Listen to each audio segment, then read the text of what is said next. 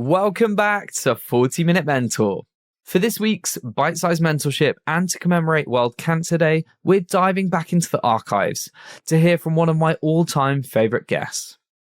It was such an honour to sit down with the late, great Catherine Wines, co-founder of the FinTech WorldRemit, which is one of the fastest growing FinTechs in the world with a valuation of over $5 billion. I met Catherine a few years ago, and she became a really good friend of JBM's. When we met, she was going through treatment for pancreatic cancer, and despite being really unwell, she never lost her sense of humour, her incredible fight, and her willingness to provide mentorship and to support others. In fact, in the last year of her life, Catherine played a really important role in helping us think through what our SOS proposition was going to be. And I was so proud to have her involved in the last few years of her life. Catherine sadly lost her battle against pancreatic cancer in 2020, and the tributes and outpouring of grief that followed her passing really showed what an incredible impact she had on so many people's lives. She was such an inspiration, and so to keep spreading her mentorship, we wanted to take the opportunity to share some of our favourite parts from this episode and to pay tribute to her honour. We also wanted to do our bit to help raise awareness about World Cancer Day. So if you'd like to learn more, please check out www.worldcancerday.org. When we first started in 2010, we were called Disruptor because the word FinTech only came really about in 2012. So as I said initially, we were more known as a disruptor because we were bringing a sector which had been very traditional. So remittance, just to clarify for your listeners, remittance is about people sending money back home. Yes, it is cross-border payments, but international payments cover a wide range of products, and remittances is very much about migrants coming to work in another country and having to send money back to their family. And generally, we're talking of small amounts. It could be £100, £200 a month.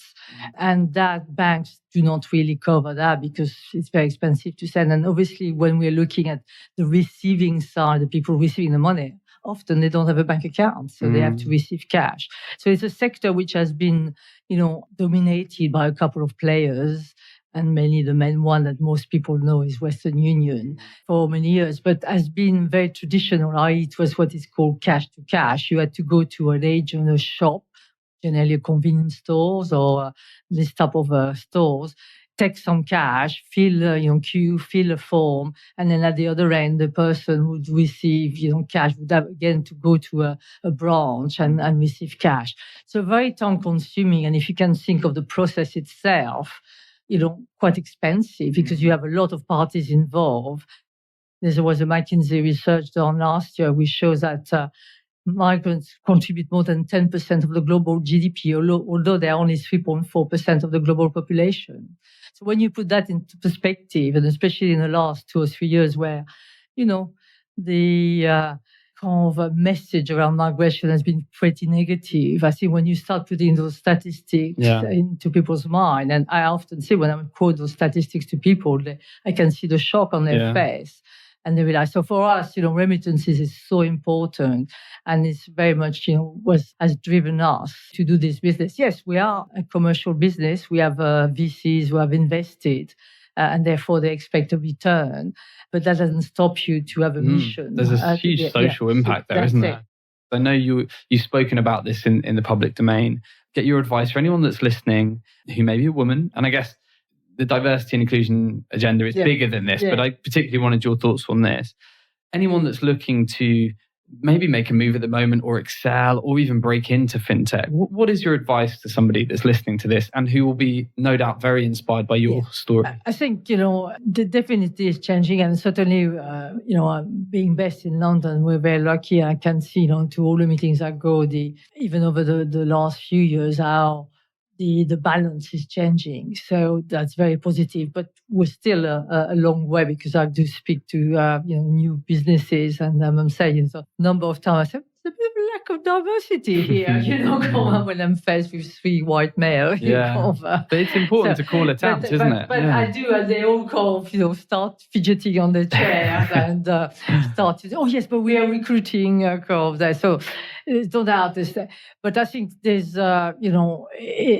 if you feel that, this is a sector for you that you're interested, please do go ahead. And we're talking, mentoring and other things shortly, but, there are a lot of groups, which can support you and give you ideas and support you, which I think is very important to come join or to find out and to speak to people who are in this sector, network with people in this sector, and you'll find that, you can do it and things are changing. And at the end of the day, a startup or starting a business is about you, your resilience. And if you're a resilient person, you're strong and you believe and you're passionate.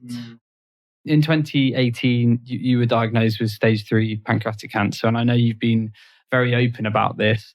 I guess for our listeners, I think it would be really important to talk about it and understand a bit more about sort of that, how that diagnosis and treatment plan has changed your outlook on work and life. Yeah. I think definitely when you are diagnosed with a disease, which possibly, because it's quite advanced, that potentially could take your life away much earlier than you thought, it does, kind of put some things into perspective. I think, my values are not changed that much. I think I would probably feel that sometime when I see people arguing about trivial things, I feel like saying, is it worth it? Yeah. And, I would always recommend, don't leave people, angry, if they come, because you never know what could happen. You could be run under the bus. So, try sometimes to take a bit of perspective on life that, yes, I get angry, I get annoyed about things and so on, but take a bit of perspective and stand back and say, well, okay, but let's see, how can we resolve, but let's not be too taken over and consumed, because I think that's what's important. It's, the negative feeling consumes you. And fortunately, I'm a positive person, and certainly with my condition, I have to be very positive. And I think that's helped me dealing with the treatment, which is pretty, sometimes grim.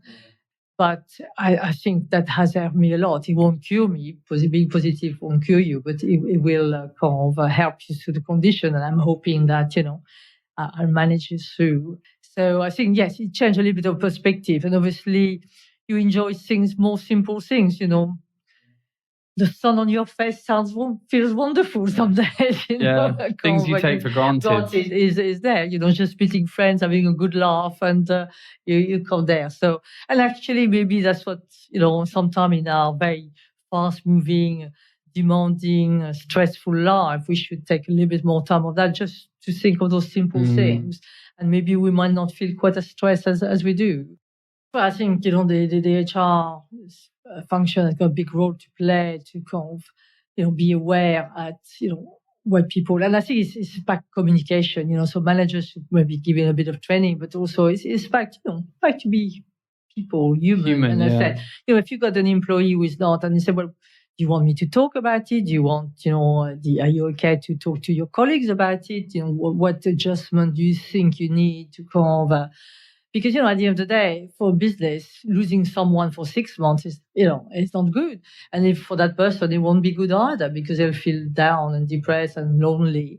Whereas if maybe, they can adjust their hours, or they, especially now with technology, you don't have to be fixed at your desk every single moment of the day.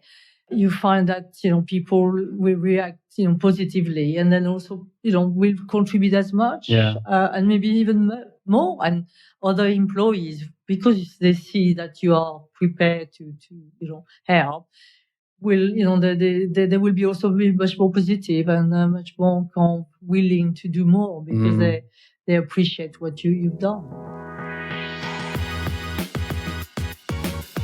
It's been quite emotional looking back and hearing Catherine's story, but I'm so glad that we've had the chance to share it with you all today, particularly those of you that haven't heard it before.